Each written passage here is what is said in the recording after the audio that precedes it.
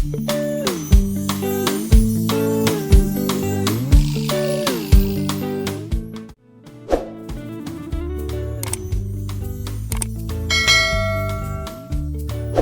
I'm going to show you an epic recipe that I absolutely adore and love. Organic sweet potatoes, and I've cooked them with the skins on. So all you do is just take off the skins and they're nice and soft and juicy. They're a golden sweet potato. You can see that dripping out. It's quite amazing, all the sugars and sweet potatoes are just incredible. Actually, I love them, I adore them. I grew up on them in Papua New Guinea, especially the purple ones. So you're going to cook these for about 30 minutes till they're super soft like this. And don't worry if you don't get all the skins off. It doesn't matter. I'm going to add beetroot to it because I think beetroot is exquisite with chocolate. I really do. I think it's quite amazing. Okay, so I'm just going to grate this, and so are you at home, just in a food processor. Really simple. This is like the bachelor's, can I say bachelor? This is like the bachelor's recipe because it's that easy. So you've grated your sweet potato.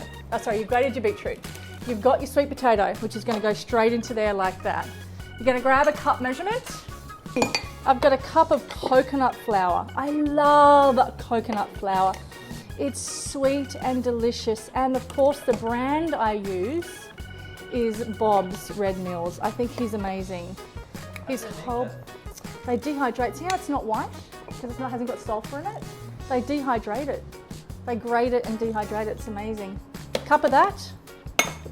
It's amazing, isn't it? I've got some almond butter. Look at this glory. And the recipe is on the blog? Absolutely. Exactly 10 tablespoons. It's actually all 1 cup of everything, really. And I've got some maple syrup. Now I'm only going to put in half a cup of maple syrup because I find that sweet potato deliciously sweet and quite decadent in its own right.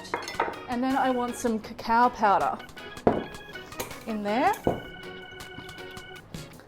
And I want a cup of that as well.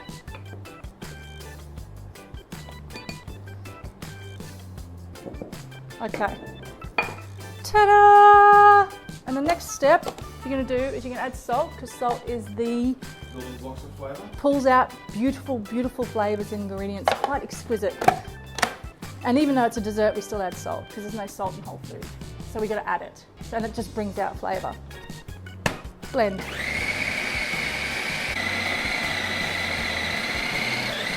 Okay, you want this to completely mix together as much as you can. Now have a look here, this is not mixed, so you need to make sure you get to the bottom of the actual food processor and tip the bottom mixture to the top. Okay, this is amazing, and this is when you taste a little bit. All right, check it out.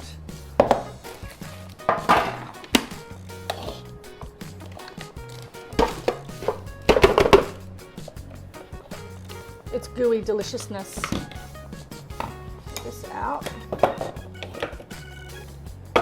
Use the pads of my hands to press down. It is a decadent, rich brownie. This is easy. This is great for the kids to get involved. This is a really great one when you get little kids into the kitchen. This freezes extremely well. It's great when you're really wanting something sweet and you're going to reach for something that doesn't take from your health, that actually provides your body and its incredible vessel that we have to carry all this amazing nutrients to everywhere in your body. I'm just using this just to really flatten it down and have it quite condensed, yeah? Now I've got my icing recipe ready. I've got cacao powder, I've got maple syrup and coconut oil. Now, cacao powder obviously is a better quality than cocoa powder. So a couple of my other blogs have that on there. So all you're going to do is mix the two together like this. Salt carries nutrients into the body. So have a look, I'm just going to mix that in, okay? And then I'm going to pour that on. See how quick that was? You don't want to muck around with it too much, okay? Quick and easy cake. Yeah, you don't want to muck around with the icing too much. Mix that just really quickly, yeah? Just shake it. See what I'm doing? Yeah, so it's settling. Settling it down. Yeah. Yeah. Okay. Boom. This brownie recipe, originally, it's I've changed it a bit, but it came from a chef friend of mine, Jason, in Perth in Australia. That's it. Fridge, settle, set, cut, eat. Goodbye. Okay, so check this out, right? Have a look at the ingredients. Like, I love to show this in every blog. You'll probably notice me doing this, but I can't help myself because it's such a gorgeous moment in time and history. Sweet potato. Have a close look at this. Gungun's behind the camera today. Hello, Gungun. Hello. Look at that. So this is the sweet potato that I used, Gungun. A few out there in the world. So I just peeled it and steamed it. So you can use any sweet potato you like. It doesn't have to be this one. This is just a golden one. I have some. It's what we got, me and my friend Lusty got at the shop today. So it's whatever you have. Back down here, Gungun, and back down here, you too. So I've got beautiful coconut, shredded coconut. I've got almond butter, I've got coconut oil, cacao powder, maple syrup, coconut sugar, and I've got some vanilla. So vanilla can be kind of any kind of vanilla you like. I like extract. So back to the sugars. Did you notice this, Gungun? I've got maple syrup and coconut sugar, right? So what happens is that when the two sugars come together, it's a nice like flavour. It's like, I'm starting to salivate thinking about it. It just makes it yummy. It's hard to explain unless you play around with different sugars. I learnt this in LA years ago with marrying up like coconut sugar and honey, or honey and maple. Do you know what I mean? Or stevia and maple, or stevia and honey. Not that I'm a fan of stevia, but it brings a really lovely, delicious mellowness to it. It's quite strange. It's kind of like making my sour cream recipe and adding a lemon and a lime. And the two acidities create something balanced, really beautiful balance, and so do the sugars. So this is what you're going to do at home. You're going to get yourself a tin of some sort. I found this one. You're going to grab, you can use a small tin, you can use whatever you can find. Sometimes I've used a frying pan when I haven't had a tin to set something in. I've got some parchment paper here. Now this parchment paper is not bleached, which is awesome, because I think there's enough toxicity around my life. I don't need anything to add to it anymore. So unbleached parchment paper into a baking tin, kind of ready to go. Steamed sweet potato ready to go. And all we're going to do is we're going to put it into here. Now this is a high-speed blender, and I need that high-speed situation happening because the motor's going to go. Rrr. Now if you don't have this, you can go into here. It's actually not a problem to go into here. Either, but I'm going to go into here. So think about that for a minute. Don't run out and buy a high-speed blender.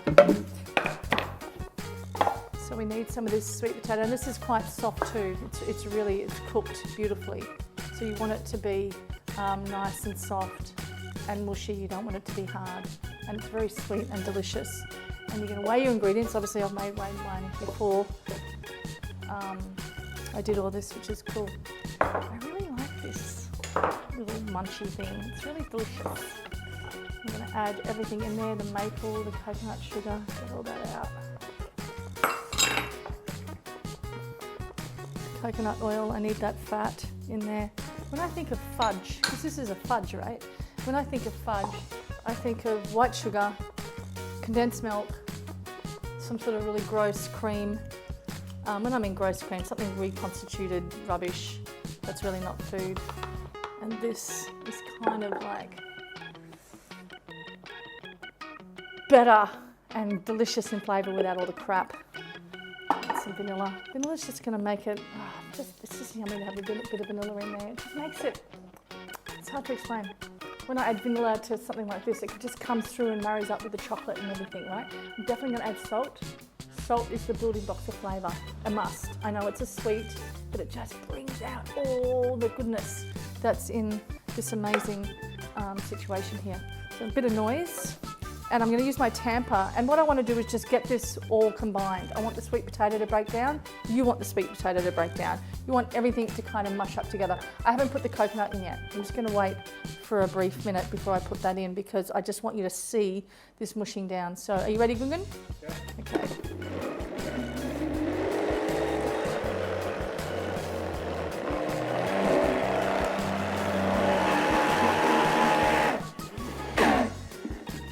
So that was about 10 seconds, I reckon. Are you going to taste it? Oh my God. It's really good. You need to try it. Come on, mate. You really need to try it. It's really, really good. Sweet, yeah? And now I'm going to add this in there. You don't want to blend this more than 10 seconds. Another thing too, right? The coconut in there.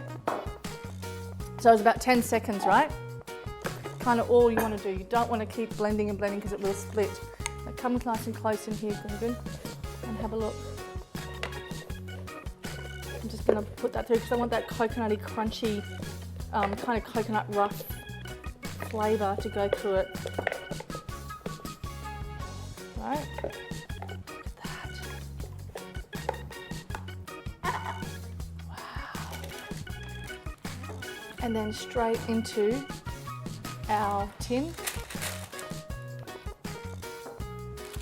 I'm just going to scrape this off. This is great for kids. This is great for the holidays. If you're in the holiday season, this is a really great way to have that fudge kind of hit with the deliciousness of all the things that's in here. So just scoop it out and pop it all in here and then evenly spread it out.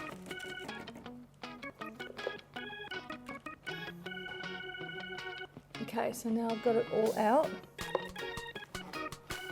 You're going to push it down. So what I like to do is, notice how this is sticking? So this is what I like to do. I like to get a little bit of coconut oil in a bowl. This is kind of my little chef's trick that we do. Get a spatula, dip it in oil, see what I'm doing? Just dipping that in there, because this is all sticky, right? And it's hard to handle. These are little tips and tricks that I do in my cooking classes, and people just become so confident. It's amazing that you're in my world and you can do this as well. All right, so I'm just going to push this down and see how it's not sticky. I know, right? Genius.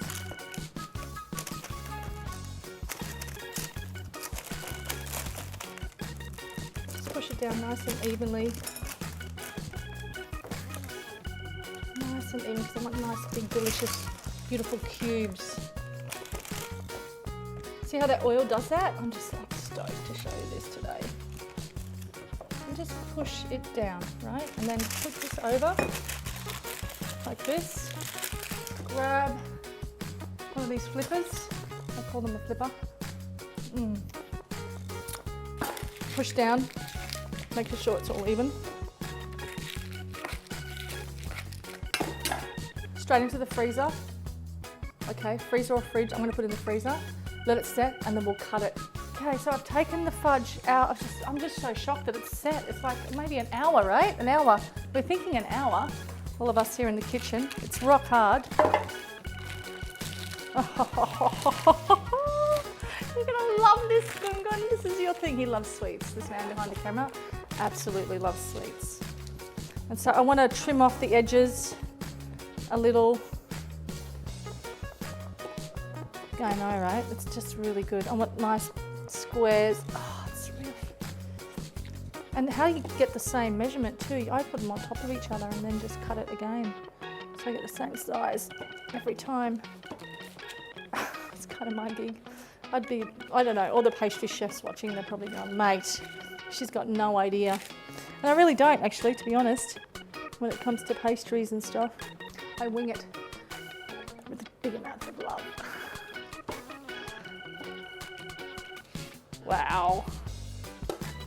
Now we need a nice little plate. Put these on. I mean, you can really trim off the sides. See what I'm doing here? I'm just making them nice and neat. So So I think 3 squares. Some fudge. Simple, right? Decadent. It just hits that sweet tooth naturally. I mean, I've got a whole cooking series, online cooking classes called Celebrate the Sweet Tooth Naturally, which is filled with things like this. Oh my God, it's so good. You can add more sweetener if you want. I mean, Gungun said it was sweet enough, so it's sweet enough. Just cut some more as I can. It's just a really great like afternoon snack, and it freezes really well. Like it freezes really well, which I'm stoked with because I can just grab it out of the freezer and have it when I want it. Now, where's that cacao powder? There it is. Because this is the thing, I don't want to be cooking like this all the time, and neither do you. So being freezer friendly is great. And I suggest though, when you do put it in the freezer, that you either vacuum seal it or cryovac it, which means it's like a plastic seal. Do you know what I mean? There's these little machines that you can get that just vacuum seal. Like, you know, when you buy either vegan cheese or normal cheese from the shop and it's like sealed, that stops all the air from getting in there, so it freezes really well in that. I would look on Gumtree or Craigslist or something like that. Now I've got some cacao powder because I can. Just dust a little bit over, as you can see. I'm very grateful right now for this.